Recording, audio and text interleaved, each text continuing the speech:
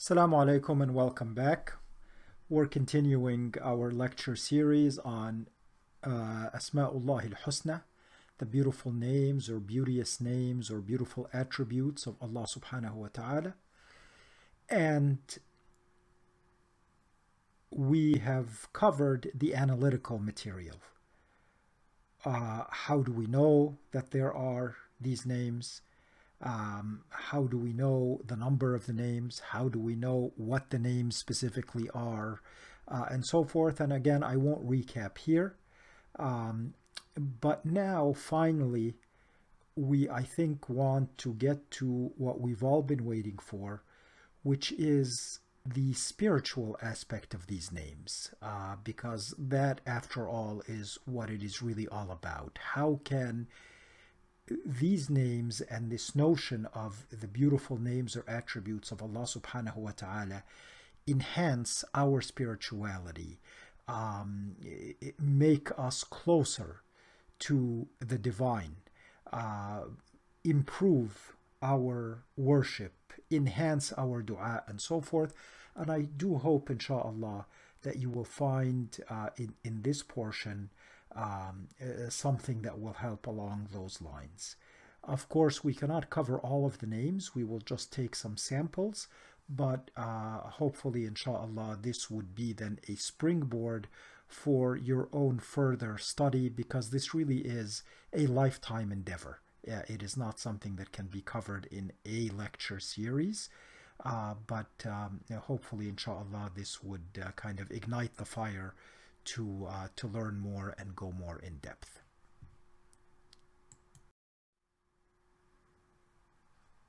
So the first thing we want to look at is, okay, we now know that there are these divine names or beautiful names.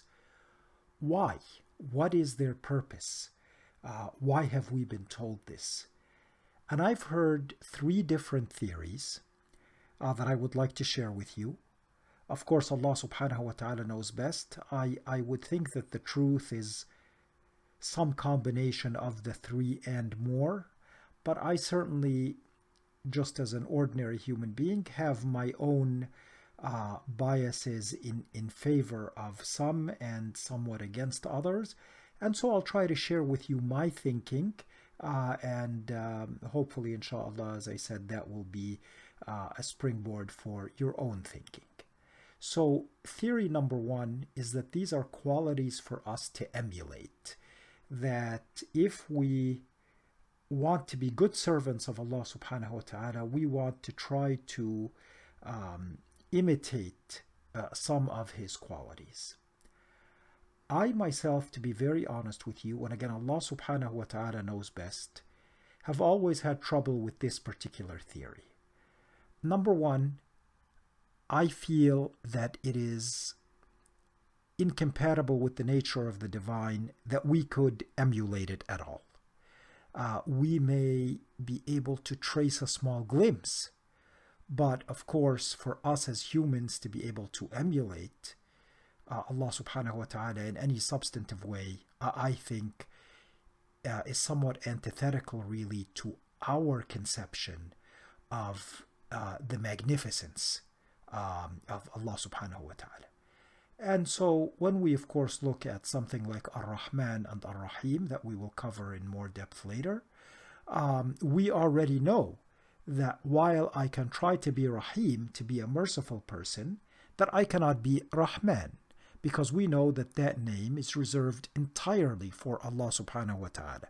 So I can describe a human being as Rahim, somebody who shows mercy, but I cannot describe them as Rahman. The Arabic language does not allow that, because that designation is reserved to Allah subhanahu wa ta'ala. And that, to me, in and of itself, tells me that there is a very definite limit on us being able to emulate the qualities. Also, I think we actually run into some contradictions and incompatibilities, because among the names are Al-Qabid, the one who withholds. Then, of course, there's Al-Basit, the one who extends his hand in magnanimity. Then there's al-Khafid, the one who reduces and abases and debases.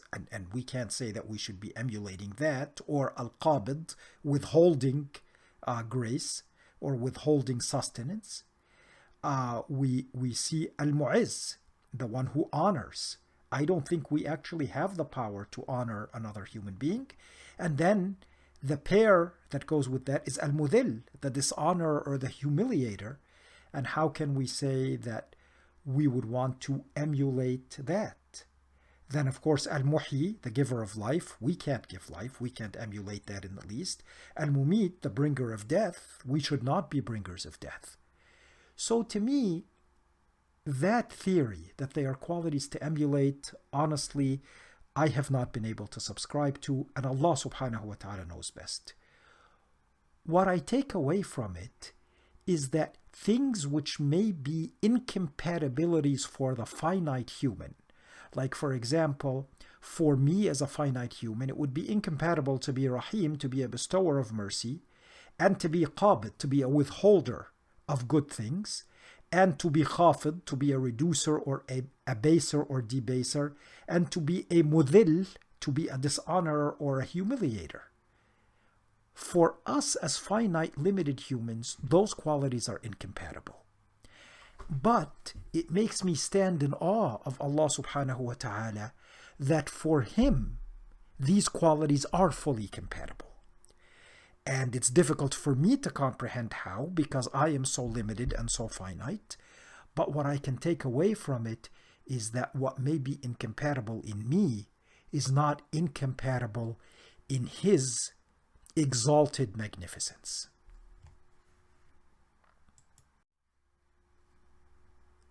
Another theory which I have heard is that the purpose of the divine names is a way to understand the divine nature. That if I sort of get all of these different facets of Allah subhanahu wa ta'ala, then perhaps we can gain an understanding. Once again, to be honest with you, I do not subscribe to this theory for very similar reasons as the previous. I do not believe that a finite being can understand infinity. So even though I have some small understanding of the concept of mercy, that does not mean that I understand infinite mercy. So for example, I can understand the concept of area. I can understand what 1 square meter is, or 1 square mile is, or what 1 acre is. But that does not mean at all that I can understand then infinite area. I can say the words. I can draw the little sideways 8, the sign of infinity. But that doesn't mean I have any genuine understanding. And I just wanted to share with you something about the paradoxes of infinity, which to me typifies the paradox of the finite trying to understand the infinite, and shows that even though we may say we understand or think we understand, even very simple mathematical paradoxes belie the notion that we really can genuinely understand. And this particular paradox is known as Hilbert's Hotel, and it is named after the famous American mathematician David Hilbert, who posed a set of problems at the turn of the 20th century that pretty much defined the course of mathematics for the coming century. But anyway, the paradox goes as follows. Imagine that there is this hotel called Hilbert's Hotel, which is a long row of rooms. In fact, it's an infinite row of rooms, and it is filled with guests. Each room is occupied by a guest. So I have an infinite number of rooms with an infinite number of guests, and all of the rooms are filled. All of a sudden, an infinitely long bus pulls up to the hotel with an infinite number of guests, and they want rooms. Can they be accommodated? Well, the idea is as follows. Hilbert tells each guest, move to the room that is double the number of the room that you are now in. So guest number 1 moves to room number 2. Guest number 2 moves to room number 4. Guest number 3 moves to room number 6, and so forth. Now, will we run out of rooms? No, because there are an infinite number of rooms. I can always go to another room. And what does this do? It opens up all of the odd numbered rooms. So now room number 1, room number 3, room number 5, and so forth have all been opened. And how many such rooms are there? Well, an infinite number, because there are an infinite number of odd numbers as well as an infinite number of even numbers. So now I can tell all of the infinite number of guests in the infinitely long bus to get out and begin taking all of the odd numbered rooms, and so I can accommodate a new infinite number of guests. And if this is puzzling to you or bizarre to you, that's just as it should be. The point here is that the finite cannot understand the infinite.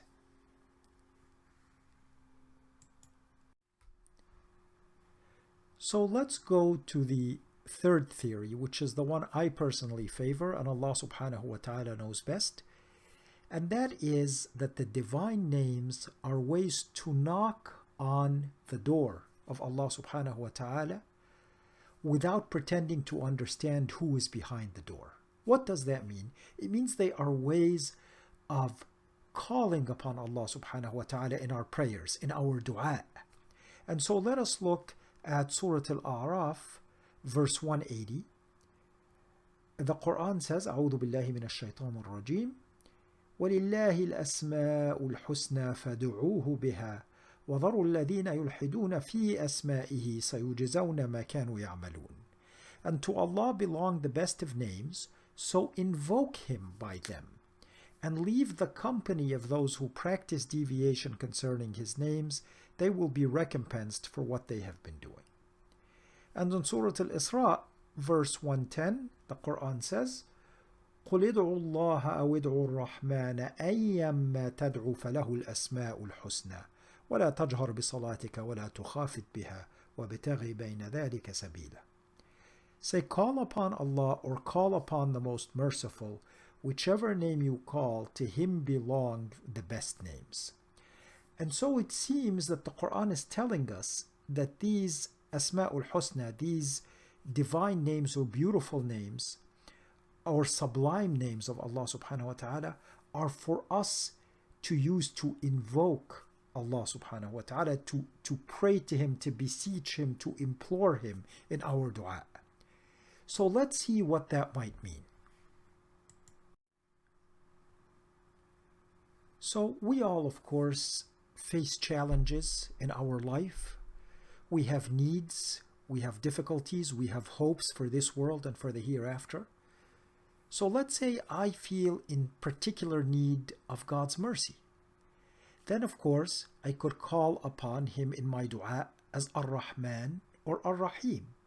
Ar-Rahman, the most or entirely merciful. Ar-Rahim, the bestower of mercy.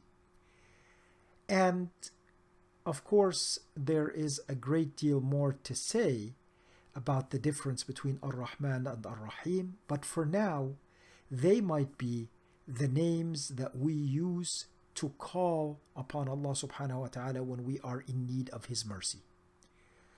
Let's say, for example, I feel I have been wronged, I have been treated unjustly, whether by my boss at work or by someone in the government or by a friend or a neighbor or a relative. And I am calling upon Allah subhanahu wa ta'ala to witness this injustice and help me correct it. Then perhaps I would use some of the following names. Al-Muhaymin, which means the guardian, the witness, the overseer. Or Al-Aziz, the Almighty, because He is the one strong enough to obtain justice. Or Al-Jabbar, the compeller and the restorer, the one who can force the person who wronged me to redress that wrong and to give me my just due. Or I can call on Al-Hakam, the judge and the giver of justice. Or I can call on Al-Adl, the utterly just. And maybe those might be the names that I would use in that circumstance in my dua to Allah subhanahu wa ta'ala.